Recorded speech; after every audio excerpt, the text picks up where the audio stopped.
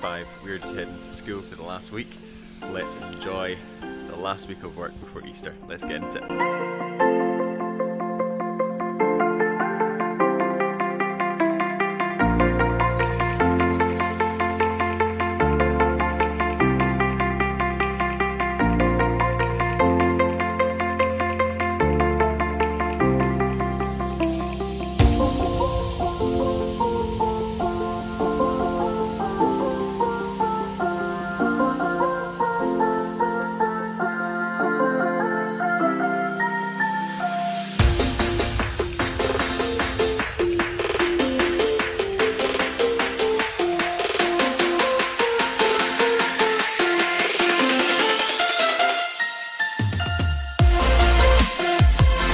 Right, National 5, we're here at school. Time to put the mask on and get into class. Let's see you up there.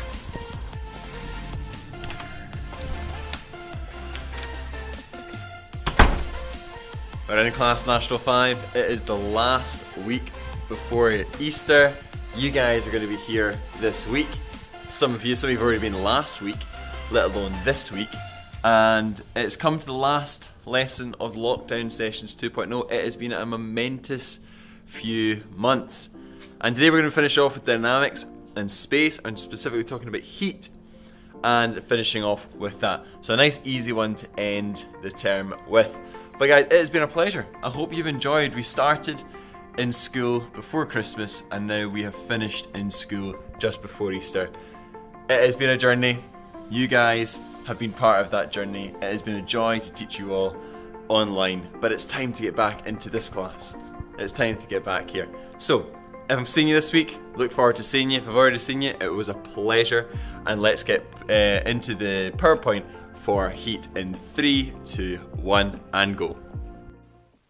National 5, I cannot believe that we are at this stage in the year where we are just about to go off on our Easter holidays, and it's pretty much our last Lockdown Sessions 2.0 prelim revision, and we're finishing off the dynamics and space topic, and we're doing this on heat. So it's a little bit emotional, I guess, because we're going to be going back to school, but that's a good thing.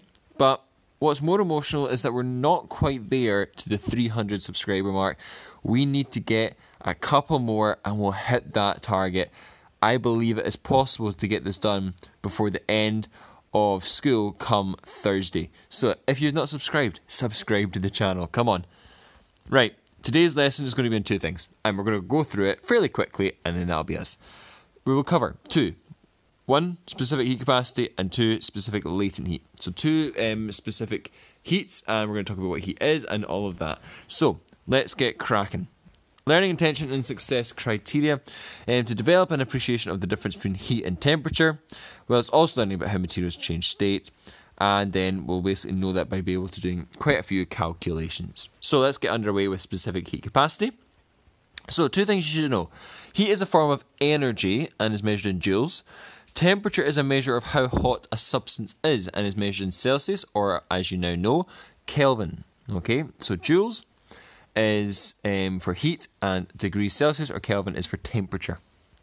Now, we have the equation EH equals Cm delta T. That should be fairly familiar, where heat energy is in joules, C is the specific heat capacity in joules per kilogram degree C, mass is in kilograms, and delta T is the change of temperature.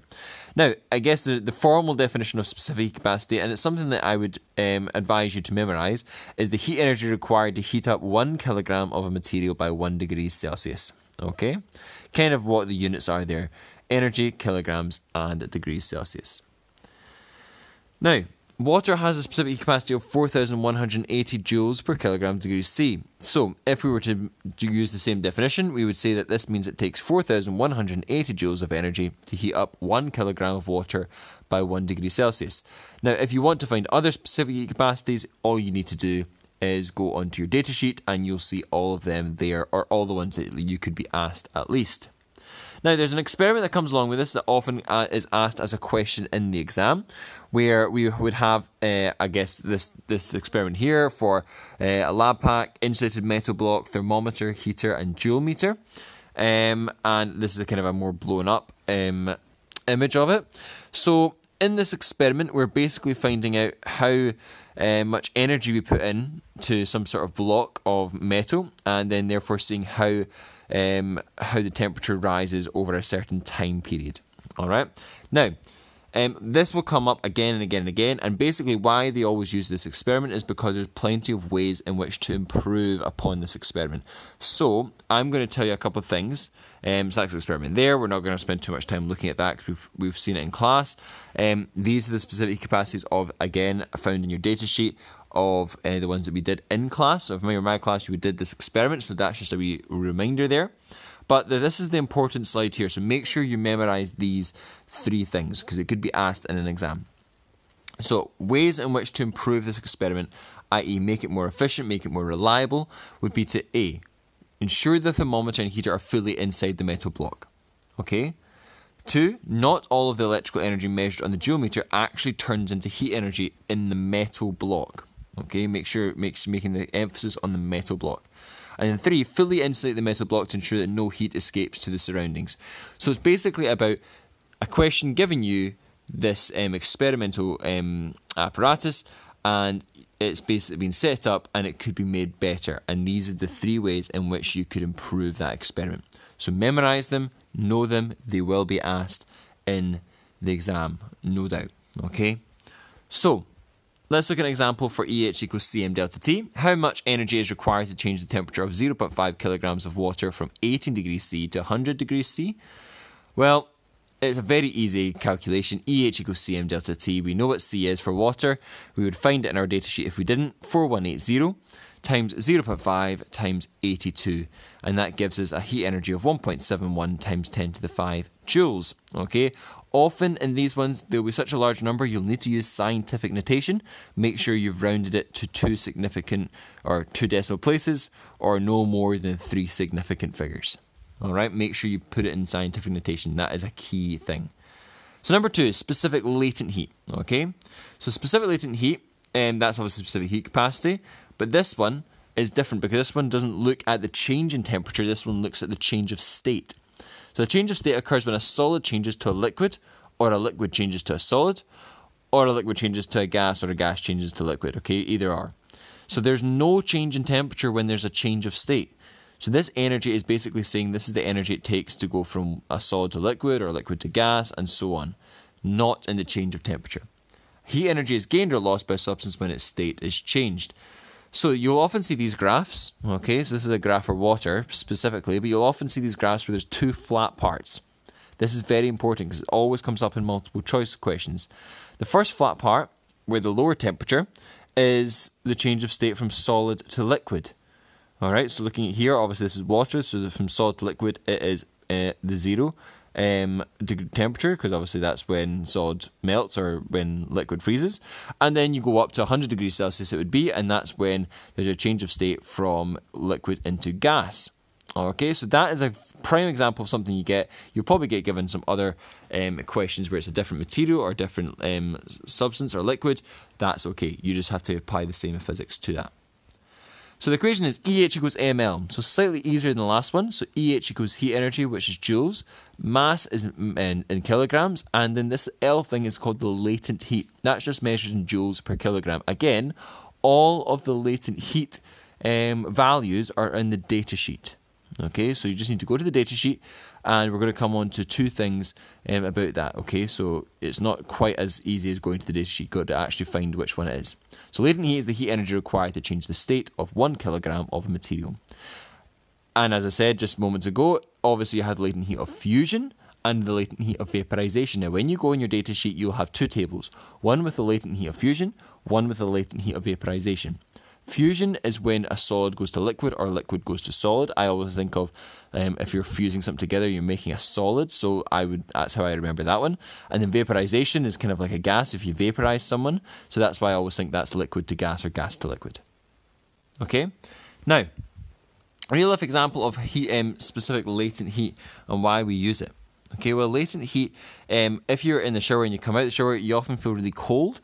That's because the heat energy coming from the droplets are taking the heat from your body and using that to evaporate the water that's on your skin, and that's why you feel colder when you come out of the shower. Alright, so it's quite an interesting wee bit there, but that is basically what happens as a wee example for latent heat, and that would be latent heat of vaporization.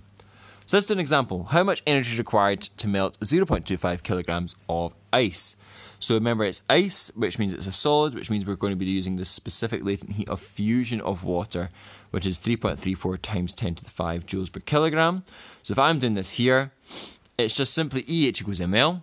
The mass is 0.25, latent heat is 3.34 times 10 to the 5, times them together, I get a very easy number of 8.35 times 10 to the 4 joules. Very straightforward, very easy, nothing too tricky in that question there. Now, example 3 is a little bit more tricky because sometimes you have to look at ones that go from some sort of temperature difference and then change the state, and so therefore you need to add the two heat energies together. So it says here, chef put 0.8 kilograms of liquid ice cream at temperature 20 degrees Celsius into a refrigeration unit that removes heat at 140 joules per second. Joules per second, as you hopefully should now know, is just the same as watts, okay, and it's just there to throw you off. So number 1 says calculate how much energy is removed to chill the ice cream to its freezing point of minus 16 degrees Celsius. So let's just do that question first, because it is a change in temperature, which means it's EH equals Cm delta T. C is 2100. Why? Because the specific heat capacity of ice cream is down in the bottom there. The mass is 0.8, and then times that by 36, which is the difference in temperature. Then you get 6.05 times 10 to the 4 joules. All right, nice and easy calculation. Number 2 says calculate the amount of heat energy removed to freeze the ice cream. So remember, when we're freezing, we're using the specific latent heat, which is EH equals ml. So m is 0.8 times the latent heat of fusion, which is the one given at the bottom because it's freezing. So 2.34 times 10 to the power of 5, and then that gives us an energy of 1.87 times 10 to the 5 joules. So we've got two energies here. So the last question is now saying calculate the time taken to cool and freeze the ice cream. So we need to first of all add the two energies together. Okay, so two energies, the energy taken to get the temperature down and the energy taken to change the state. And adding them together gets us 2.475 times 10 to the 5 joules. I am not rounding it yet because I'm going to use it in my next equation, which is just going to be T equals E over P. So 2.475 times 10 to the 5 divided by 140 gives us 1,770 seconds. Alright, so again, pause it if you need to pause it and have a look over that, but that's how I would do it. That's a typical question that you would get. So, last of all, and not least, this wee flow diagram helps you to figure out which equation to use and when. So, if you're looking at a change of state, there's no temperature change in the question. If there's a change of temperature, then you're using EH equals Cm delta T, and then C is the specific heat capacity. If you're not using a change of temperature, EH equals ml, and then L is the latent heat. And then the latent heat is either split up into fusion, which is solid to liquid, or vaporization, which is liquid to gas. Okay? And all of that stuff is found in the datasheet. Right, so National 5, that is us done.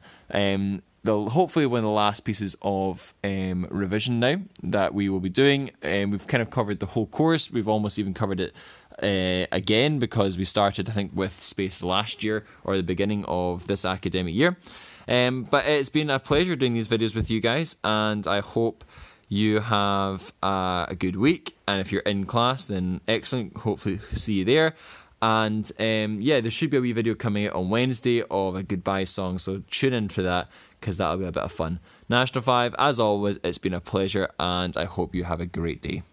National 5, the last thing to say is I'm singing a song on Wednesday called the Goodbye Song, and it's dropping live on your Google Classrooms Wednesday morning. Check it out.